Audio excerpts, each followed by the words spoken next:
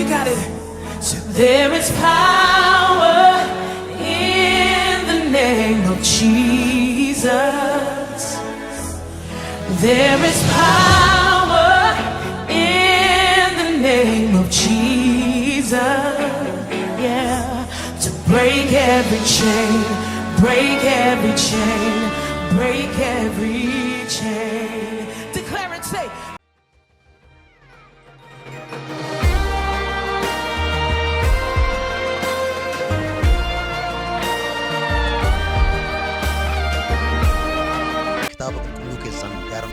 Maatiyoos 20 lakkoofsa tokkorraa kaanee laakazira Yesuus dubbii kana hundumaa erga raawwatee bartoota isaatiin biyyaa lama booddee ayyaanni Faasikaa akka dhufu isin hin beektu ilmi namaa immoo fannifamuudhaaf dabarfamee kennamuudhaaf jira jedhe. Ergasii luboonni warri hangafoonni fi maanguddoonni sabaa mana guddicha isa kan Qayyaafaa hangafa lubootatti qabamanii achis walii wajjin karaa ittiin Yesuusiin haxxummaadhaan barsiisan ajjeesanii hin mari'atu turan. Garuu namoota gidduutti raafamni akka hin kaane kana gochuun yeroo ayyaanaatti hin ta'u jedhu turan. Ergasii luboonni hangafoonnii fi maanguddoonni sabaa mana guddicha isa kan Qayyaafaa hangafa lubootatti walitti qabamanii achittis walii wajjin karaa ittiin Yesuusiin haxxummaadhaan barsiisan ajjeesan hin mari'atu turan. Garuu namoota gidduutti raafamni akka hin kaane kana gochuun yeroo ayyaanaatti hin ta'u jedhu turan. Mari'atu turan jedhu. Yoo namoota Waaqayyoof cinaa qabaate inni si gubbaatti mari'atamuutti hin jedhaani. Ati yaada Waaqayyo barbaade malee karaa tafeeraa karaa tafamas hin mari'atu dinoonni kee ittiin jedhaa. Keessaas duubaas hin mari'atu. Garuu Waaqayyo isa gubbaatti hin milkeessu ittiin jedhaanii. Hin milkoomne ammas hin milkaa'u. Ati yaada Waaqayyo duwwaa barbaaduu keetti fufi. Mareen isaanii akka hin taane ta'a. Ameen jedhaa ta'a.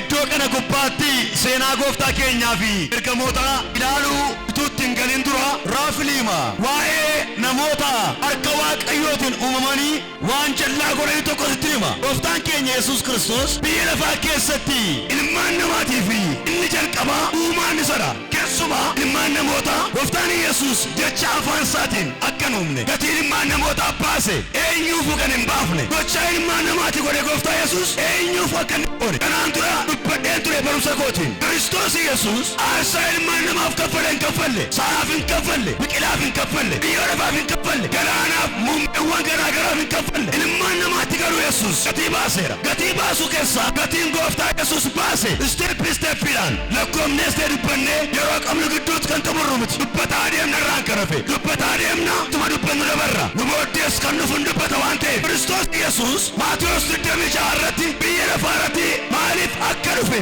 kanaan dura dubbadheera. Absuuf fayyisuudhaaf, ajjeesuufis ta'e jiraachisuudhaaf, madeessuufis ta'e fayyisuudhaaf Waaqayyo Abbaan humna taatiin dhiiga namummaa keessa kaa'ee malkii namummaatti uwwisee jireenya ilmaan namaa keessa oodee gooftaa keenya biyya lafaatti erge. Hafuuraan kan ture sun hafuuraan nutti kan mul'atu hafuuraan nu wajjin kan haasa'u waggoota lakkaa'aman sanaaf garuu akka namaatti taateewwan baay'ee fi baay'ee dhiphatees adees reefamees madaa'ees ituu waaqayyummaasaa irra jiru ituu waaqayyummaasaa ofirraa hin baasin barsiisuuf jecha waan baay'ate ilmaan namaatiif agartanii eenyu ilmaan namaatiif. Ani isin keessaa garuu 26 irratti ilmaan namaa warranni gatii guddaa baasee fi baasaa jirutu baajirtuudhaani mana Qayyaafaa hangafa luboota tolti qabamaniitu ilaameeran Kiristoos kana meeran akkamittiin ajjeefnaa jedhan dhaggeeffatanii ergaa kee akkamittiin ajjeefna mana hangafa luboota Qayyaafaan hangafa lubootaati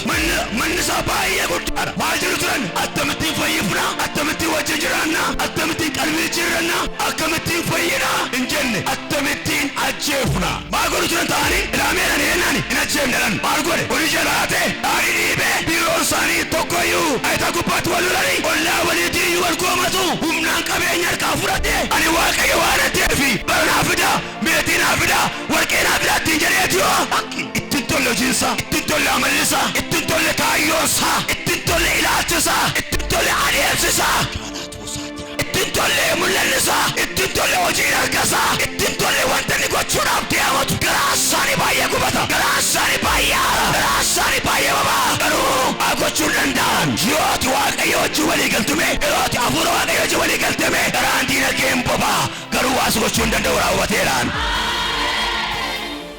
Oofoon seerkaa si oosha oofoon seerkaa si hin balleessu meeshaan seerkaa si ajjeesu si oosha harki waaqayyo gooftaa keetiidha.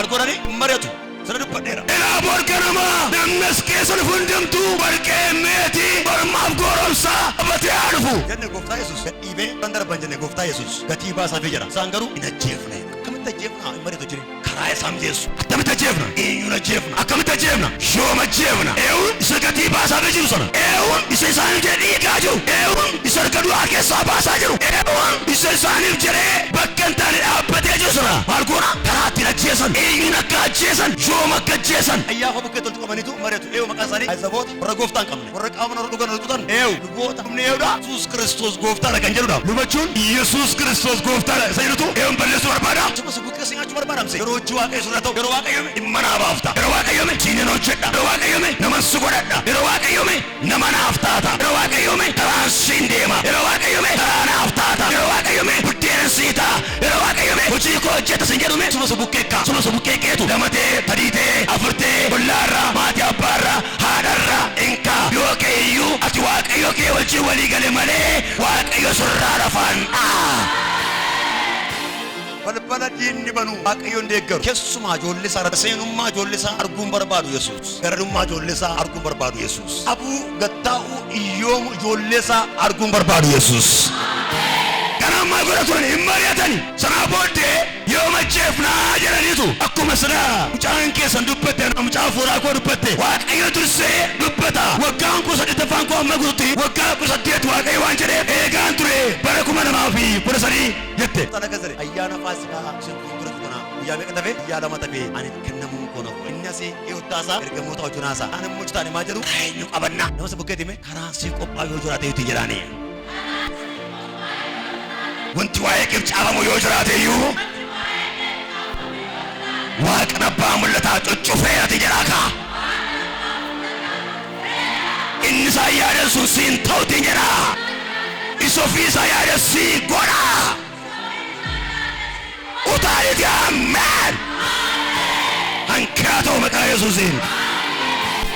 Nanta'u waaqayyoon godhu ofumaa rakkattu malee hin godhu waaqayyo. Inni nu waame anaaf saba isaa galmaan ga'a nam tokko utaalee ameen galmaan si ga'a waaqayyo gaaree bakkee tolsi baasa inni eewduu kaasaa ergamoota hojjunaasaa isaan immoo yaafa bukkee toltu qabaniitu ajjeesuu qabna ituma jedhaniitu ilaamiidhaan deennaan karaa eenyu ilaamee kakuusi keessaa arganiimee ija eebbakee arganiimee Nana waaqayyo si gubbaatti arganiime harka waaqayyo arganiime warri ari'atani si baasuudhaamme waraanani si ajjeesuudhaamme ciinani si nyaachuudhaamme karaa barbaadesumme harka duwwaa tafaniiru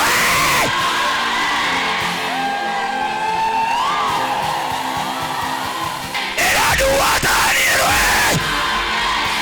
Esaan waa goona naani esaan waa goona esaanii bittoon butu esaanii waatoo irra jira dhaggeeffattee esaanii innoo ibidda esaanii innoo goota esaanii innoo akkasii naa garani nam tokko jirti jedhan esaanii jedhani innoo akkasii innoo nama wajjin nyaatu ergamoota wajjin malee innoo nama gidduu hin deddeebi'u hin fayyisa malee innoo akkas godha esaan qabnee ajjeefnaa jennaani nam tokko jirti jedhan nam tokko jirti ta gidduu isuma isuma gatii baasaa fi Yesuus bira esa ergamoota gidduu nam tokko jirti akkamii raashee biran dabartu na fakkaatti duukaa deemte garuu diidna Yesuus waaqni abbaa mul'ataa waa koo bobaa kee jalaa galaafatu nama kana limboodee lafaan haa dha'u limboodee lafaan haa dha'u limboodee lafaan haa dha'u eessa irtinaan baasaa jala irtinan eessa ergamoota gidduu akkamitti muqsuufni malee arla fakkaassa malee hin jaalatu ergamaa fakkeessu malee ergamaa miti hamicha hin qabu warra waamicha qaban gidduu jira garuu hubatan qabu warri baman gidduu jira garuu maal fakkaata gooftaa isaa jaalatu fakkaata garuu hin jaallatu bochiisuuf deema dhagaa gofannaati biddaa abaarsaati warra bakkee wajjin hidhannisaa hojiinsaa amallisaa garaansaa yaannisaa maqamna du'e maal goona ree waan xinnoo tagarsiisna waan xinnoo dura qabna waan xinnoo itti mul'ifna inni dabarsee kenneran gooftaan garuu kadhe yaa nama booddee ayyaana faasikaa kana booddee nan kennamaan dhaqaniitu eeyyoo maqaan sana duudaa garuu maal ta'a beekamoon beeku dhagaa jedhamoo dhagaan jiru dhaamee achi duwwaan cimee adeemi maleemee isa sana ayyaana sana gooftaan nagayeera ilaame maatii waaqaa amantii keessi harkaa bu'e fuudhi maleemee sana keessa lafaa kaasi maleemee eebba kee gadhu maleemee gandiidonni kiyaasaan waaqayyo dhageere sin dhaarani maqaa gooftaa Yesuusiin nam tokko harkataa ol kaase ameen sin dhaarani maqaa Yesuusiin sin nyaatani maqaa Yesuusiin sitti bitachaa deemu wata sirraa addaan ba'u sitti bitachaa yoo sirraa addaan ba'u Sini ku bicara apa? Setiap terjadi, tu masih kene kufu. Rasa kade mati tu mai lepas orang kanina. Wak Yesus duka jara wantef.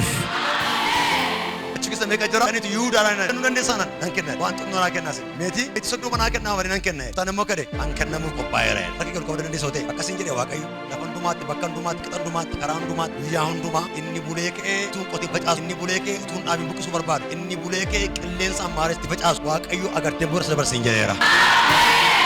Akayu agar timber sudah bersenjata gooftaa Yesus. Mana monggoon duute waan balleessa itu du'e arguman jibbis qabeenyi kee waan bira gara bogootee arganna qeestee liqii dhabumaran dhaabban dhiibdee miti hamattee miti sobdee miti rakkaafute dhowwattee miti warri bulanii makaanii fayyaa matti ofuma nyaatan rooti baatu rooti gad rafa reeban sun akkasii jedhe waaqayyo dilleensaan ammaara sun hin qabamu sin jedha Yesus. Warri yaada waaqayyo barbaadan dilleensa warri yaada waaqayyo barbaadan qabaman warri yaada gooftaa barbaadan qilleensa qabaman guyyaa waaqayyoodhaan qabama raawwatanidhaan. Bukan anak kelihatan jalan, kau mau tinggal, sobi saat tinggal ni, yang ni wakai orang raja rawantif, kau mana mau tu wakai orang uban abatan, amantin abatan, ajeluman abatan kau mana, kau mana rawatan nak kelihatan, buyat ego, darban, kimurti su darban, iya darban. Itu mamar ni abne rani arkabu, itu mak abne arkabu, itu majani arkabu. Ayo isanin jarabasi isanin dina saja berselata. Yesus, okay, udang ke rumah Yesus malte, ini Yesus yang keneo. Enamanta, ugara, ini selacu dah abdi mudue apa? Ini saja sudah abdi mudue apa? Makinan saja sudah kandeng, pening, kalen, HIV, kanserin, elakamet, pening saja sudah kandeng, abasan saja sudah kandeng, ungkan saja sudah alen saja sudah kandeng, udah angkarat abatnya saja sudah dem tu, udah tiga runcerata, elasan dua dia apa tiga runcerata,